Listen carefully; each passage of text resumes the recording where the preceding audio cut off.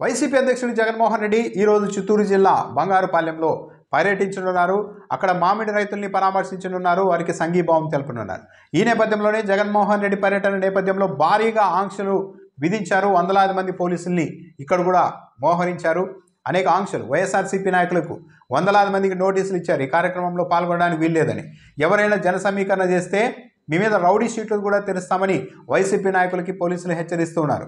500 మందికి మించి ఈ పర్యటనలో పాల్గొనడానికి వీల్లేదు. 30 మంది మాత్రమే హెలిప్యాడ్ వద్దకు వెళ్ళాలి. దాంతోపాటు మార్కెట్ యార్డ్లో తమ సమస్యల్ని చెప్పుకునే రైతుల సంఖ్య కూడా 5కు మించి ఉండడానికి వీల్లేదంటూ రకరకాలుగా ఆంక్షలు విధించడం పైన వైఎస్ఆర్ కాంగ్రెస్ పార్టీ నాయకులు ఆగ్రహం వ్యక్తం చేస్తున్నారు. ఎక్కడికక్కడ చెక్ పోస్టులు ఏర్పాటు చేసి వందలాది మంది పోలీసుల్ని మోహరించి జగన్మోహన్ రెడ్డి పర్యటనలో ఎవరూ పాల్గొనకుండా చేసేందుకు పోలీసులు సర్వశక్తులు ఒడ్డుతూ ఉన్నారు. పైనుంచి ఆదేశాలతోనే, ప్రభుత్వ పెద్దల నుంచి వస్తున్న ఆదేశాలతోనే పని చేస్తున్నట్టుగా చెప్తున్నారు. ఒకవైపు జగన్మోహన్ రెడ్డి పర్యటనని అడ్డుకునే క్రమంలో ప్రభుత్వ పెద్దలు తాము ఏం చేస్తున్నామో కూడా ఆలోచించుకునే స్థితిలో లేకుండా పోతున్నారని వైసీపీ వాళ్ళు ఆరోపిస్తున్నారు. తాము జగన్మోహన్ రెడ్డి పర్యటనని అడ్డుకుంటున్నామని ప్రభుత్వ పెద్దలు అనుకుంటున్నారే కానీ ఈ ప్రయత్నంలో ఏకంగా రైతాంగానికి మొత్తం తాము వ్యతిరేకమవుతున్నాం.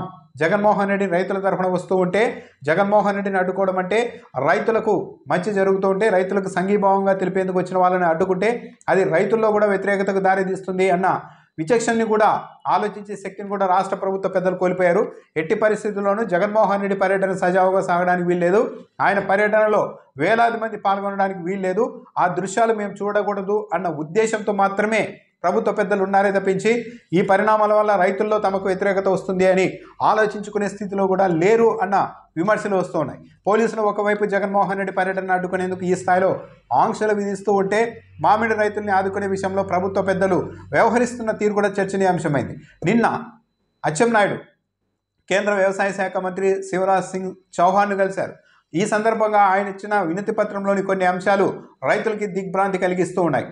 అచ్చెన్నాయుడు తన వినతి పత్రంలో చెప్తూ ఉన్నారు. దరఖాస్తులో వినతి పత్రంలో మేము 12 రూపాయలు మామిడికి మద్దతు ధరగా నిర్ణయించాము.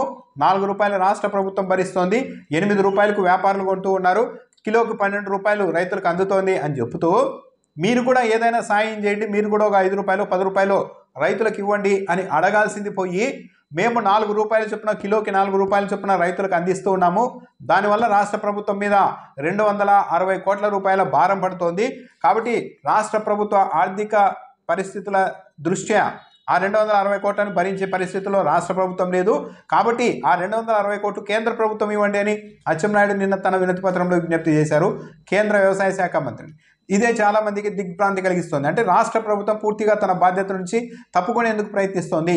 కేంద్ర మంత్రిని కలిసినప్పుడు మేము 4 రూపాయలు ఇస్తున్నాం రాష్ట్ర ప్రభుత్వం, మీరు కూడా ఒక 4 రూపాయలు 5 రూపాయలు ఇవ్వండి అని కోరాల్సింది పోయి, అడిషనల్గా అదనంగా ఇవ్వండి అని కోరాల్సింది పోయి మేము ఇస్తున్న 4 రూపాయల భారాన్ని మీరు భరించండి అని కేంద్ర ప్రభుత్వానికి వినతి పత్రం ఇవ్వడం అన్నది ఇప్పుడు చర్చనీయాంశం అవుతుంది. అదే పక్కన కర్ణాటకలో నిన్న అచ్చెన్నాయుడుతో పాటు కేంద్ర మంత్రి రామ్మోహన్ నాయుడు కూడా వ్యవసాయ శాఖ మంత్రిని కలిసిన వారిలో ఉన్నారు.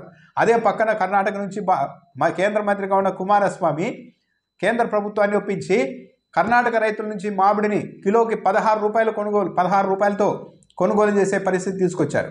మన రాష్ట్ర ప్రభుత్వం మాత్రం మా మీద మా ఎంపీల మీదే డిపెండ్ అయ్యి కేంద్ర ప్రభుత్వం ఉంది అని చెప్తూనే కనీసం కుమారస్వామి సాధించిన స్థాయిలో కూడా కేంద్ర ప్రభుత్వం నుంచి ఆర్థిక సాయాన్ని కావచ్చు, మద్దతు ధరను కావచ్చు కోరలేకపోయింది. కనీసం కోరలేకపోయింది, సాధించడం సంగతి పక్కన పెడితే. అయితే ఈనాడు పత్రికలో రాసిన ఒక వార్తా కథనం కూడా దుమారం రేపుతోంది, చర్చనీయాంశం అవుతుంది. ఒక మీడియా సంస్థ ఇలాగా కూడా కథనాలు రాయొచ్చా? ట్రాక్టర్లతో మామిడిని తెద్దాం, ప్రభుత్వాన్ని ఇరుకున పెడదాం హెడ్లైన్ పెట్టారు. జగన్ చిత్తూరు జిల్లా పర్యటనలో వైకాపా నేతల వ్యూహం. ఈనాడు రాసింది. ఏమని రాస్తుంది? చిత్తూరు జిల్లాలో మామిడి రైతులు ఇబ్బంది పడుతున్నారని చెప్పేందుకు వైకాపా నేతలు వ్యూహం రచించినట్టు తెలుస్తోంది. మొదటి లైనే ఇబ్బంది పడుతున్నట్టు, రైతులు ఇబ్బంది పడుతున్నట్టు చెప్పేందుకు వైకాపా నేతలు కుట్ర చేస్తున్నారంట, వ్యూహం పడుతున్నారంట. అంటే చిత్తూరులో మామిడి రైతులు ఇబ్బంది పడడం లేదని ఈనాడు పత్రిక చెప్పదలుచుకుందా? అంటే వైసీపీ వాళ్ళు రైతులంతా అక్కడ ఆనందంతో ఉంటే వైసీపీ నాయకులు మాత్రం ఇబ్బంది పడుతున్నట్టు సమాజానికి చెప్పడానికి ఇదంతా చేస్తున్నారని ఈనాడు పత్రిక చెప్పదలుచుకుందా? మరి రాయొచ్చు కదా, చిత్తూరు జిల్లాలో మామిడి రైతులంతా ఆనందంతో ఉన్నారని రాయొచ్చు కదా, రాయలేదు. అంటే వైసీపీ వాళ్ళు బాధపడుతున్నారు రైతులని ప్రచారం చేసేందుకు ప్రయత్నిస్తున్నారని రాసింది. అంతటితో ఆగారా? ముందుగానే ట్రాక్టర్లలో మామిడికాయలు తెచ్చి వ్యాపారులు కిలో 2-3 రూపాయలకే అడుగుతున్నారని తమ కార్యకర్తలతో చెప్పించి ప్రభుత్వాన్ని ఇరుకున పెట్టేలా ప్రణాళికలు రూపొందించినట్టు సమాచారం.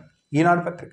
అంటే కొన్ని వారాలుగా వందలాది వేలాది ట్రాక్టర్లు రోడ్డుకు అటువైపు ఇటువైపు ట్రాక్టర్లు నిలబడి ఉన్నాయి మామిడికాయలతో. కొనేవాళ్ళు లేరు. మరి అవన్నీ కూడా వైసీపీ వాళ్ళు తెచ్చినవేనా? అంటే ఈరోజు జగన్మోహన్ రెడ్డి పర్యటనలో అవన్నీ దృశ్యాలు కనిపిస్తే ప్రజలకు అర్థమైపోతుందని చెప్పేసి ముందు నుంచి ఇవన్నీ రైతులు కాదంట, వైసీపీ కార్యకర్తలు ఆ ట్రాక్టర్లలో మామిడికాయలు తెచ్చారు అని ఒక ఇంప్రెషన్ ప్రజల్లో కలిగించడానికి డైరెక్ట్గా ఈనాడు రంగంలోనే దిగింది. మరో అంశాన్ని కూడా రాశారు. అలా తెచ్చిన మామిడి పళ్ళను ఎక్కడ పడితే అక్కడ పోసేస్తే చర్యలు తీసుకుంటామని కూడా జిల్లా ఎస్పీ హెచ్చరించారని ఈనాడు పత్రిక రాసింది. అంటే కనీసం రైతులు తమ నిరసన తెలిపే హక్కును కూడా ఈ రాష్ట్రంలో కోల్పోతున్నారన్నది క్లియర్. ఇప్పటికే కొంతమంది ఇంకా గిట్టుబాటు కాదు ఈ మామిడితో అని చెప్పి మామిడి చెట్లను నరికేసుకుంటుంటే వాళ్ళ మీద వాల్టా చట్టం కింద కేసులు పెట్టేందుకు రాష్ట్ర ప్రభుత్వంలో అధికార యంత్రాంగం సిద్ధమైంది. ఇలాంటి పరిస్థితుల్లో ఈరోజు జగన్మోహన్ రెడ్డికి సంబంధించి ఆటో డ్రైవర్లకు కూడా నోటీసులు, కేసులు పెడతామంటూ హెచ్చరికలు. రైతుల్ని కానీ వైసీపీ వాళ్ళని కానీ ఎవరైనా ఆటోలో తీసుకొని వస్తే మీ ఆటోల మీద మీ మీద కూడా కేసులు పెడతామని హెచ్చరించే పరిస్థితి వచ్చేసింది.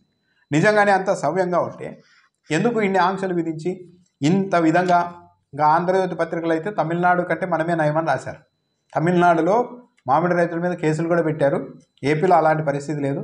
అంటే కేసులు పెట్టలేదు, సంతోషించండి మీరు అన్నట్టుగా ఆంధ్రజ్యోతి రాశారు.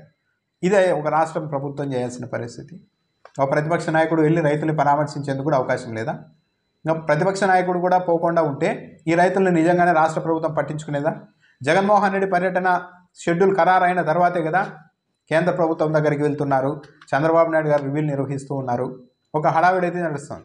ఈరోజు బంగారుపాలెంకు సంబంధించి ఆ మార్కెట్ యార్డ్కి సంబంధించి వ్యాపారులందరినీ పిలిపించేసి మీరు జగన్మోహన్ రెడ్డి వస్తున్న సందర్భంగా రేపు కొనుగోలు చేయవద్దు అని హుకుం జారీ చేశారని కూడా చెప్తున్నారు. అంటే ఎందుకు ఇంత నియంతృత్వము? జగన్ వస్తారు, చూస్తారు, పరామర్శిస్తారు, వెళ్తారు.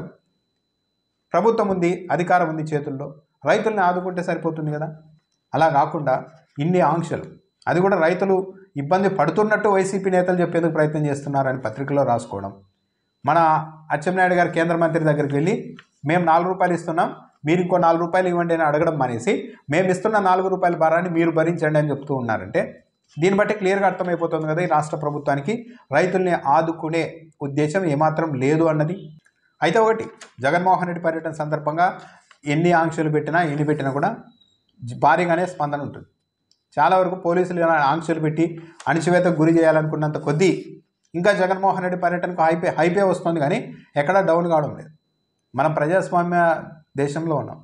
కేసులు పెడతాం, పర్యటనకు వస్తే అది చేస్తాం, రౌడీ షీట్లు తెరుస్తాం అన్నంత మాత్రాన భయపడే వాళ్ళు ఎవరు ఉంటారు? కొద్దిమంది ఏమో ఉండొచ్చు అలాంటి వాళ్ళు. పైగా ఈ కేసులు పెడితే ఎవరి మీద పెడతారు? వైసీపీ నాయకుల మీద, కార్యకర్తల మీద పెడతారు. వాళ్ళు ఆల్రెడీ దానికి అన్నిటికీ సిద్ధపడే ఉన్నారు. రైతుల మీద పెట్టగలుగుతుందా రాష్ట్ర ప్రభుత్వం కేసులు? పెట్టలేదు. పెడితే అది ఇంకా బ్యాడ్ నేమ్. కాబట్టి మొత్తానికి జగన్మోహన్ రెడ్డిని అణిచివేయాలి, ఆయన పర్యటనలు రాకుండా ఉండాలి అన్న ఉద్దేశంతో తాము మొత్తం రైతాంగానికి వ్యతిరేకమవుతున్నామన్న విషయాన్ని కూడా రాష్ట్ర ప్రభుత్వ పెద్దలు గుర్తించకపోవడం అన్నదే ఒక విషాదం.